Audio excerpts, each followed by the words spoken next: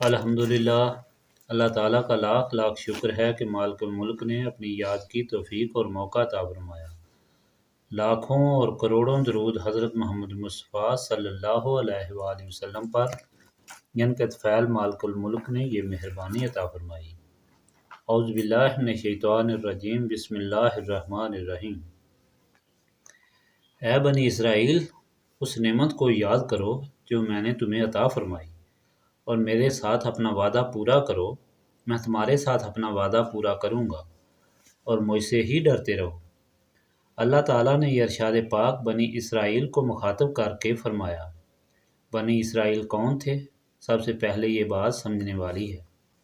وہ حضرت یعقوب علیہ السلام کی اولاد تھے۔ حضرت یعقوب حضرت اسحاق کے بیٹے تھے، اور ان کا نام یعقوب اس لیے رکھا گیا تھا کہ وہ حضرت عیسیٰ کے ساتھ جڑواں پیدا ہوئے تھے۔ جب پیدا ہوئے تو اس طرح کہ انہوں نے عیسیٰ کی ایڑی کو اپنے ہاتھ سے پکڑا ہوا تھا، اس لیے ان کو یعقوب کہا جاتا تھا کہ وہ پیچھے آنے والے ہیں۔ حضرت یعقوب علیہ السلام چونکہ اللہ تعالیٰ کے نبی تھے، اللہ تعالیٰ نے انہیں اپنی مہربانیوں سے نوازا تھا۔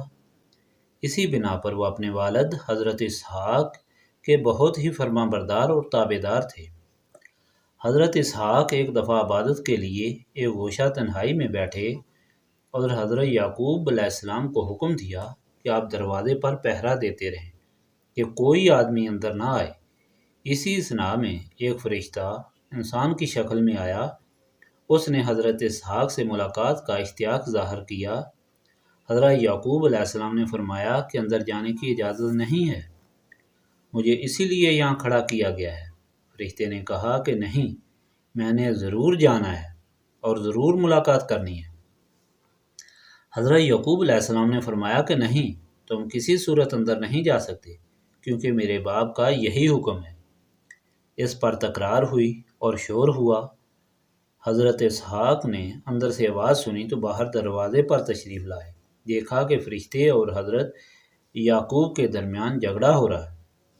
حضرت اسحاق نے حضرت یعقوب کو فرمایا کہ بیٹا، یہ فرشتہ ہے، اور فرشتے کو فرمایا کہ انہوں نے آپ کو پہچانا نہیں۔ چنانچہ فرشتہ اندر گیا، حضرت اسحاق سے ملاقات کی اور عرض کی کہ آپ کے بیٹے یعقوب بہت ہی بلند رتبہ والے ہیں اور اللہ تعالیٰ کے خاص غلام ہیں، اس لیے ان کا نام اسرائیل رکھا جائے۔ اسرا کا مطلب ہے غلام، اور الہ کا مطلب ہے اللہ تعالیٰ۔ یہ عبرانی زبان کا لفظ ہے، یعنی اللہ تعالیٰ کا غلام عبداللہ۔ کیونکہ فرشتے نے یہ نام رکھا، اس لیے فرشتوں جیسا نام رکھا گیا۔ جبرائیل، میکائیل، اسرافیل، عزرائیل، اسی طرح ان کا نام اسرائیل رکھا گیا۔ نبی پاک صلی اللہ علیہ وآلہ وسلم جب تشریف لائے تو اس وقت حضرت اسرائیل کی اولاد بنی اسرائیل تھی، جسے اب یہود اور نصارہ کے نام سے پکارا جاتا ہے۔ یہ وہ لوگ تھے جنہوں نے اپنی کتابوں تورات اور انجیل میں پڑھا تھا، اپنے علماء اور پیغمبروں کے فرمان سنے ہوئے تھے کہ ایک نبی صلی اللہ علیہ وآلہ وسلم آنے والا ہے جو آخر الزمان ہوگا، جس کا اتنا بلند رتبہ ہے کہ اسی کے لیے ہی یہ ساری کائنات بنائی گئی، اور وہی آ کر اللہ تعالیٰ کے دین کو مکمل کرے گا۔ وہ اللہ تعالیٰ کا ایسا محبوب صلی اللہ علیہ وآلہ وسلم ہوگا کہ اس کے ذریعے ہی قیامت کے دن مخلوق کی شفاعت ہوگی۔ اس لیے اس کی غلامی میں داخل ہونا شفاعت کا ایک بہت بڑا ذریعہ ہوگا، گناہوں کی معافی کا ایک بہت بڑا ذریعہ ہوگا۔ کتاب میں مدینہ پاک کا نقشہ بھی دیا گیا کہ وہ شہر اس قسم کے علاقے میں ہوگا۔ چنانچہ بنی اسرائیل دور دراز ملکوں سے ہجرت کر کے مدینہ پاک، جس کا نام اس وقت یثرب تھا، میں اور گرد و نواح میں آباد ہو گئے۔ پشت ہا پشت سے انتظار کر رہے تھے کہ وہ آخر الزمان نبی صلی اللہ علیہ وآلہ وسلم کب آئے گا کہ ہم اس کے دیدار سے بہرہ ہوں گے۔ جب نبی پاک صلی اللہ علیہ وآلہ وسلم تشریف لائے تو یہود و نصارہ یہ دیکھ کر غم زدہ ہو گئے کہ آپ صلی اللہ علیہ وآلہ وسلم بنی اسرائیل میں سے نہیں بلکہ بنی اسماعیل سے پیدا ہوئے ہیں، جو ہمارے آباء و اجداد کی دوسری شاخ ہے۔ چنانچہ ان کے دل میں حسد پیدا ہوا اور انہوں نے ماننے سے انکار کر دیا۔ اس سے پہلے حضرت آدم علیہ السلام کا قصہ بیان کیا۔ اس قصے کے ساتھ ہی یہ قصہ متصل کر دیا گیا، اس لیے کہ آدم علیہ السلام کے حالات بھی ایسے ہی تھے جیسے بنی اسرائیل کے تھے۔ جس طرح حضرت آدم سے خطا ہوئی اور انہیں معافی عطا کی گئی، اسی طرح بنی اسرائیل سے کئی بار خطائیں ہوئیں اور وہ خطائیں اللہ تعالیٰ نے معاف فرمائیں۔ شیطان جس نے حضرت آدم علیہ السلام کو پھسلایا تھا، اس نے حسد کی بنا پر یہ قدم اٹھایا تھا، کیونکہ وہ اس زمین پر حکومت کر رہا تھا۔ جب وہ شرف حضرت آدم علیہ السلام کو عطا فرمایا گیا تو اس کے دل میں حسد پیدا ہوا اور اس نے یہ ساری دشمنی شروع کی۔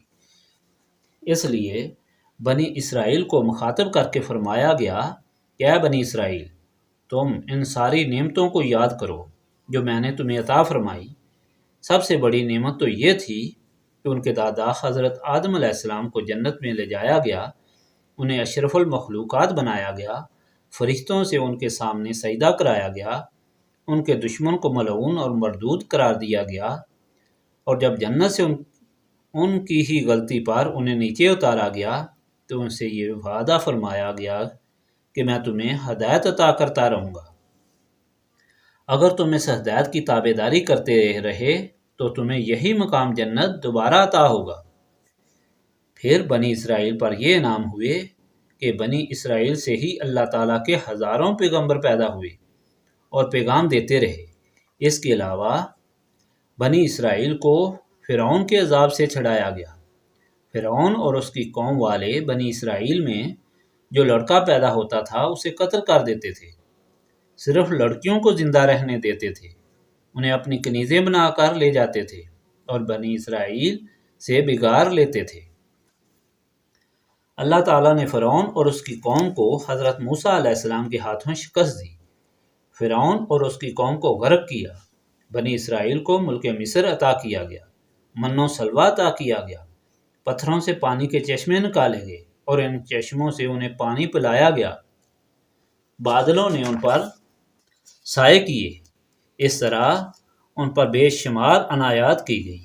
ان ساری نعمتوں اور عنایتوں میں سب سے بڑی نعمت نبی پاک صلی اللہ علیہ وآلہ وسلم کا تشریف لانا تھا۔ اگرچہ نبی پاک صلی اللہ علیہ وآلہ وسلم بنی اسماعیل میں سے تھے، لیکن آپ صلی اللہ علیہ وآلہ وسلم رحمت للعالمین تھے۔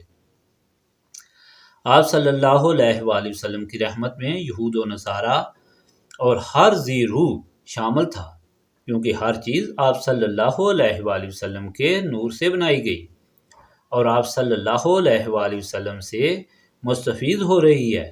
اس کے علاوہ تمام نبیوں کی تصدیق اور ان کی امتوں کی تصدیق بھی نبی پاک صلی اللہ علیہ وآلہ وسلم نے فرمانی ہے۔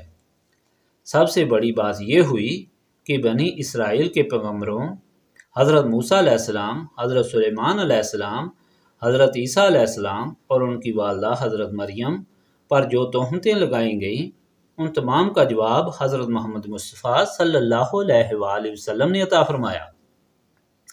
ان کی بریت کا اظہار کیا گیا، یہ بتایا گیا کہ جو ان کی قوموں نے تہمتیں لگائیں محض غلط الزام تھے۔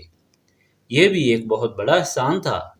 اللہ تعالیٰ یہ سارے احسانات ان یہود و نصارہ کو مخاطب کر کے بیان فرما رہا ہے اور یاد دلا رہا ہے، جو حضور پاک صلی اللہ علیہ وآلہ وسلم کے انتظار میں پشتہ پشت سے سالہ سال سے وہاں بات تھے۔ انہوں نے صرف شیطان، حسد اور نفس کی بنا پر حضور پاک صلی اللہ علیہ وآلہ وسلم کی بعثت سے انکار کیا۔ اللہ تعالیٰ نے انہیں فرمایا کہ دیکھو، اس حسد نے شیطان کو ذلیل و خوار کیا۔ تم اپنی کتابوں میں پڑھ کر سمجھو کہ وہ ساری صفات جو تمہارے پیغمبروں نے تمہیں بتائیں، سنائیں اور سمجھائیں، وہ سب کی سب محمد مصطفیٰ صلی اللہ علیہ وآلہ وسلم میں موجود ہیں۔ پھر تم کس طرح ان کا انکار کر سکتے ہو؟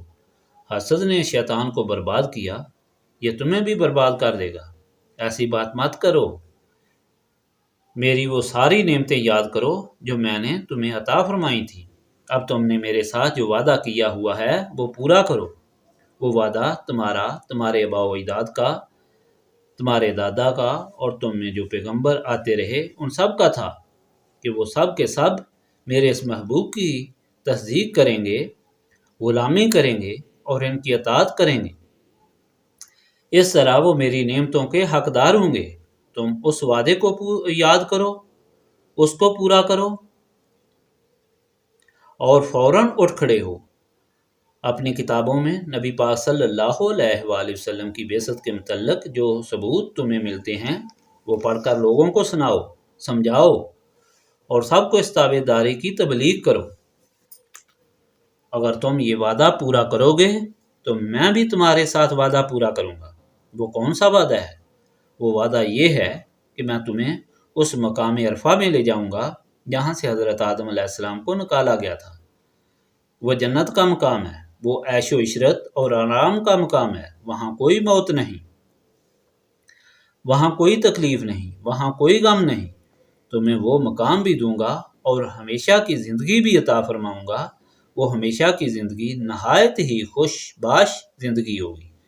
اس کے علاوہ تمہیں اس دنیا میں بھی ہر غم اور ہر قسم کے خوف سے محفوظ رکھ کر اپنے امن و امان میں رکھوں گا۔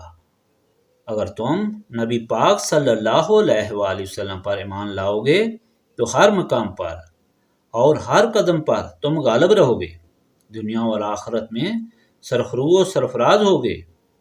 دیکھو تمہارا حسد بالکل آشکارا اور عیاں ہے، یہ صرف اسی بنا پر ہے کہ تم عالم دین بن کر، تم بڑے بزرگ بن کر لوگوں کو دھوکہ دیتے ہو، اپنا دین بیچتے ہو، اس طرح کہ سچی بات نہیں بتاتے بلکہ لوگوں کے مطلب کی بات انہیں بتاتے ہو۔ تم نے اپنے دین کو خلط ملط کر دیا ہے اور لوگوں کو گمراہی کی طرف لے جا رہے ہو۔ اب تمہیں یہ ڈر پیدا ہو گیا ہے کہ نبی پاک حضرت محمد مصطفیٰ صلی اللہ علیہ وآلہ وسلم کی اگر تابع داری کی تو تمہاری یہ ساری غلطیاں، تمہارے یہ سارے جرم ظاہر ہو جائیں گے۔ اس طرح تمہاری وہ عزت اور آمدن جو تمہاری ایک طرح کی جمع داری بنی ہوئی ہے وہ ساری کی ساری ختم ہو جائے گی۔ تم غلط ڈرتے ہو، ایسے مت ڈرو۔ تم مجھ سے ڈرو اور صرف مجھ ہی سے ڈرو۔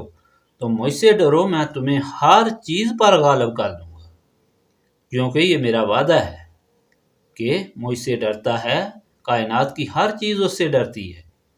عزت، عظمت، دولت، جاہ و جلال اور خوشی سب کے سب اللہ تعالیٰ کے دست قدرت میں ہیں۔ وہ جسے عطا فرمائے اسے سب کچھ مل سکتا ہے۔ دنیاوی اسباب جنہیں دیکھ کر یہود و نصارہ سمجھتے تھے کہ ان کے ذریعے سے ہی ہماری عزت ہے، ہمارا جاہ و جلال ہے، اگر یہ ہمارے ہاتھ سے چلے گئے تو ہماری عزت ختم ہو جائے گی، ہمارا آرام ختم ہوگا۔ اللہ تعالیٰ انہیں فرما رہا ہے کہ تم نے غلط سمجھا، ایسی بات ہرگز نہیں۔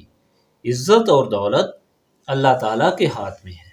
تم اللہ تعالیٰ کی غلامی اختیار کرو گے تو ساری کائنات اور کائنات میں جتنی موجودات ہیں یہ تمہاری تابع داری کریں گی۔ تم دونوں جہاں میں عزت کے حامل، خوشیوں کے حامل ہو جاؤ گے، دونوں جہاں میں سرخرو اور سرفراز ہو جاؤ گے، رسوائی سے بچ جاؤ گے۔ اگر اللہ تعالیٰ کی تابع داری نہیں کرو گے تو یاد رکھو تم ذلیل و خوار ہو جاؤ گے، بے وطن ہو جاؤ گے، مارے جاؤ گے، جہنم کا ایندھن بنو گے اور رسوا ہو کر زندگی گزارو گے۔ اس رسوائی کے بعد آخرت میں نبی پاک صلی اللہ علیہ وآلہ وسلم کی شفاعت سے محروم ہو جاؤ گے۔ وہاں بھی تمہیں رسوائی کا سامنا ہوگا، پھر ہمیشہ ہمیش کے لیے جنت تم پر حرام کر دی جائے گی۔ نبی پاک صلی اللہ علیہ وآلہ وسلم کی ذات پاک سارے جہانوں کے لیے رحمت ہے۔ ان سارے حقائق سے یہ بات سمجھ میں آتی ہے کہ گزشتہ مخلوق کا اور آئندہ مخلوق کا تعلق نبی پاک صلی اللہ علیہ وآلہ وسلم سے قائم کر دیا گیا ہے۔ نبی پاک صلی اللہ علیہ وآلہ وسلم کے نور سے ہی سب مخلوق کو پیدا کیا گیا۔ نبی پاک صلی اللہ علیہ وآلہ وسلم کی بعثت کے متعلق سارے پیغمبروں اور رسولوں کو بھیجا گیا۔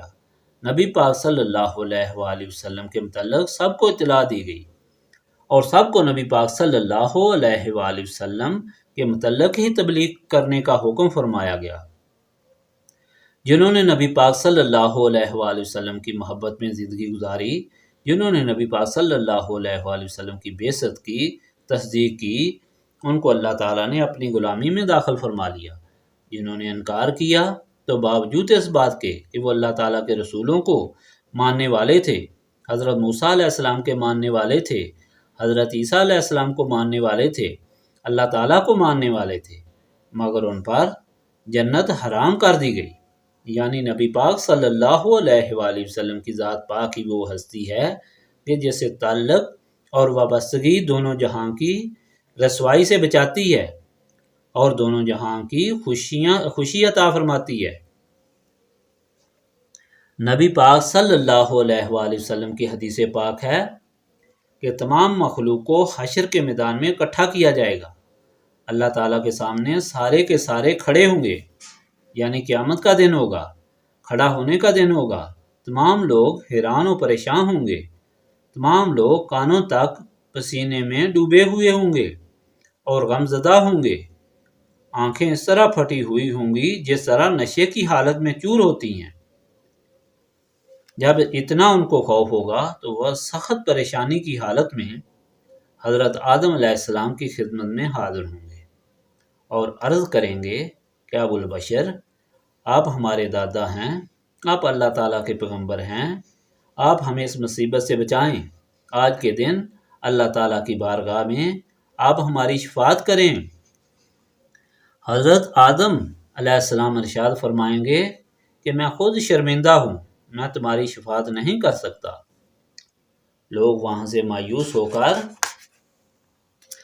حضرت ابراہیم علیہ السلام کی خدمت میں حاضر ہوں گے اور عرض کریں گے، یا خلیل اللہ، آپ اللہ تعالیٰ کے دوست ہیں، آپ اللہ تعالیٰ کے محبوب پیغمبر ہیں، آپ ہماری شفاعت فرمائیں۔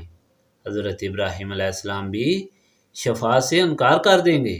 پھر سارے لوگ حضرت موسیٰ علیہ السلام کی خدمت میں حاضر ہوں گے اور عرض کریں گے، یا کلیم اللہ، آپ کا بہت بڑا رتبہ ہے، اللہ تعالیٰ نے آپ سے کلام فرمایا ہے، کلیم اللہ کا لقب عطا فرمایا ہے، آپ ہماری شفاعت فرمائیں۔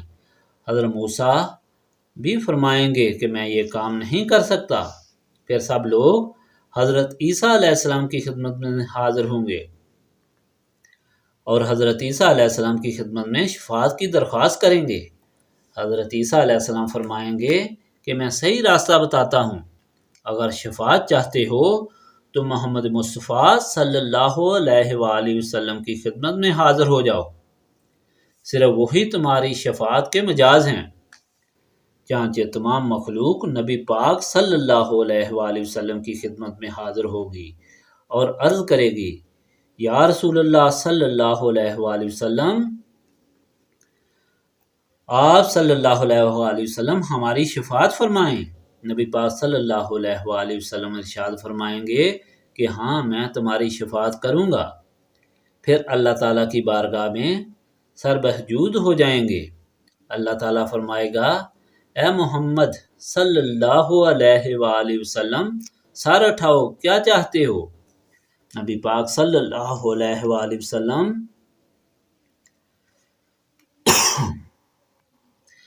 عرض کریں گے کہ یا اللہ، مخلوق کی شفاعت کی درخواست ہے۔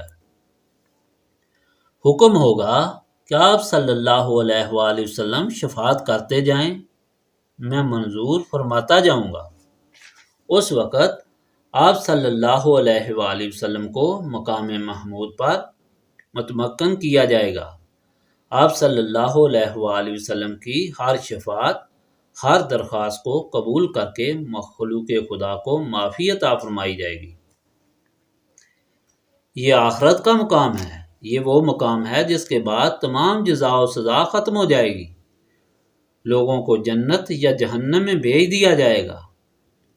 لوگ اس وقت بھی نبی پاک صلی اللہ علیہ وآلہ وسلم کی نسبت کے محتاج ہوں گے۔ نبی پاک صلی اللہ علیہ وآلہ وسلم کی نسبت سے ہی سب مخلوق تخلیق ہوئی، نبی پاک صلی اللہ علیہ وآلہ وسلم کی نسبت ہی سے سب مخلوق اور مخلوق کو معافی ملی۔ نبی پاک صلی اللہ علیہ وآلہ وسلم کی نسبت سے ہی قیامت کے دن ساری مخلوق کی شفاعت ہوگی۔ اسی لیے نسبت رسولی صلی اللہ علیہ وآلہ وسلم ہی انسانوں کو دونوں جہانوں میں کام آنے والی چیز ہے، جس کے سوا دونوں جہانوں میں کوئی چارہ نہیں۔ اس لیے اس نسبت کی خواہش رکھنی چاہیے، اسی نسبت کے لیے کوشش کرنی چاہیے۔ اسی نسبت کو حاصل کرنے کا صرف ایک ہی طریقہ ہے کہ اپنے سینوں کو صاف کیا جائے، اور سینوں کو صاف کرنے کا صرف ایک ہی طریقہ ہے کہ اللہ تعالیٰ کی یاد کثرت سے کی جائے، تاکہ سراج منیر سے روشنی پا کر انسان برائی اور نیکی میں تمیز کر سکے، اور صراط مستقیم معلوم کر کے ساری زندگی اس پر گامزن ہو کر آخرت میں خدا کے سامنے سرخرو اور سرفراز رہے۔ استغفر اللہ العظیم الذی لا الہ الا هو الحی القیوم واتوب الیہ۔ استغفر اللہ العظیم الذی لا الہ الا هو الحی القیوم واتوب الیہ۔ استغفر اللہ العظیم الذی لا الہ الا هو الحی القیوم واتوب الیہ۔